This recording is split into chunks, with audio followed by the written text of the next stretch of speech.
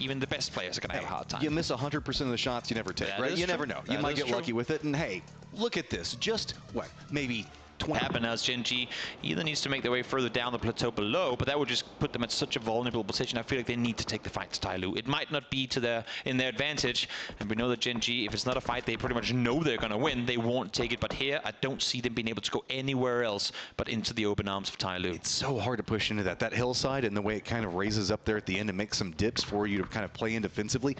If you're on top and somebody's approaching from that angle, you kind of have some cover to really work around, and Gen G wants it, but they know it's not going to be the safest. 17 already hopping in vehicles. Looks like they're going to send it down. They already know that that's going to be a bit more open.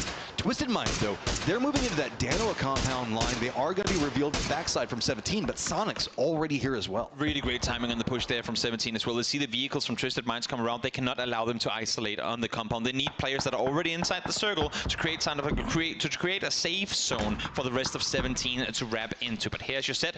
Comes Sonic. 0 kills so far, similar fashion to the previous game. Do not over-aggress. Let's just get minutes on the board. Let's get this grand finals going. And so far, Sonic has just does that.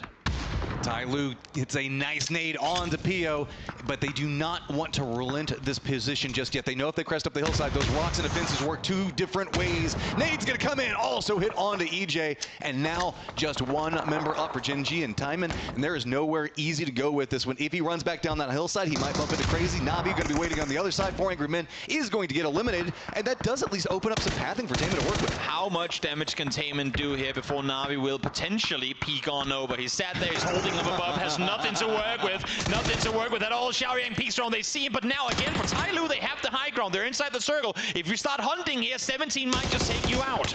I like this. Make it as clean as possible, but it is going to be 17 Gaming now getting that harassment back in. This is why they did not want to move from that upper position. 17 Gaming can now pin them down a bit more than they were wanting to have happen. Tyloo still has the high ground, but now cannot exploit that as they're having to be in cover, and Yep. The ruler is out. The math is being done. Tickleton, the Mortar Master, is setting up headshots to come on to Tyloo over the top. As we'll see in just a few seconds' time who's going to get the barrage down on them. 3rd on 5 gets to stay. That center in the concretes they have available. Navi on the southern side, inside 2, but they will probably want to make more space for themselves. Didn't hear where it landed at, but this is an open top compound, so not necessarily the best place to be in a mortar war if we end up seeing that brew up. 17 Gaming does look like they're eyeing more into that Tyloo line now that they've taken the shots. Looks like they might be potentially thinking about that high ground, and yep, there goes Little Ghost. Gonna stretch, use the opportunity that's being provided from the low ground cover fire, gets into position. Opposing just on the, honestly, on the exact opposite side of this hill is going to be Navi that was thinking about that, but they're getting shooed away by Sonic. Issue for 17 is here, even if they get the hilltop, how do you get off the hill again? It's not a game-winning rotation, but it sure is going to be them racking up a lot more points off it, because now with them racking up, if they can apply enough pressure to Tyloo, that would be them forcing a fight between Tyloo and Navi, something they could then potentially third party. So we'll see now, Little Ghost doing what he can to force Tyloo into Navi, to force a fight to happen between two other teams, but it's really limited what he can do from here outside of just lobbing nades on over. Well, that said, also, Tyloo can't look back down this angle. The other members of 17 are trying to fend in. Little Ghost does hit the knock onto one of them, but cannot quite exploit it too much more. It's going to see, maybe do they use the opportunity of this? The other members for 17 do want to start pushing that far, I guess, over to the side of it, but you can see there's no easy path for them to shift up except for where Little Ghost is at, and he's already kind of revealed himself. You say can't exploit too much more. All they needed was one knock to allow for the entire team to wrap around this side of the circle. Shen now set up here alongside Xiaoyang to try and fend off against this 4-man push. It's a very narrow angle for them to come through, but Sushu peeks over and finds the first. There was a gamble on trying to figure out where Tyloo would be defended up at with getting Shen down. Now they can start to brute force this more. Suju realizes this. Navi caught up with Sonics right now. They can't crest in the hillside. Now they should know this is the last bit of what's going to be going on. But if they push up too much further, they do not want to reveal themselves to the lines of fire. There are potential nades coming from the other side. Hit the shots. They're going to get it, and 17 gets the high ground. Nice double from Sushu there to claim the high ground again. They have to get off of it eventually, but that's not really a thing right now. In the meantime, towards the west, Danoa and Twisted Minds fighting on the north side as Sonic's opted to wrap down the other direction, but multiple teams in a very nearby vicinity here. This is going to be chaos and chaos galore as these teams creep further forward.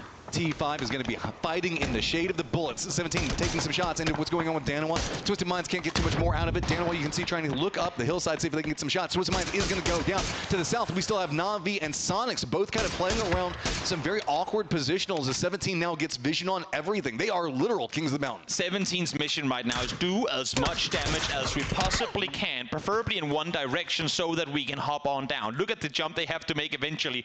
The circle will allow them to make a bit of a move, but with no one fighting right now, 17 has to find knocks. They have to force the aggression. They have to invite other teams to third-party one another. But right now, the knocks aren't coming through despite a lot of damage being done. 17 hasn't really found the numbers that they've been wanting. Sitting presently in ninth. Sure, it's just the second game. In the first game was kind of wild, but this is a big opportunity for them to pick up a lot of kills. Oh, yeah. The issue with it is they don't have a lot of this high ground to work with for too much longer, and if they continue to push themselves more into the west, they're going to reveal themselves to Sonics, who are just playing a very solid rock right below them. The good thing for them is that Na'Vi has to move. Danawa has to move as well. That should be kind of the ignition that's going to spark this explosion that is going to be the center of this circle.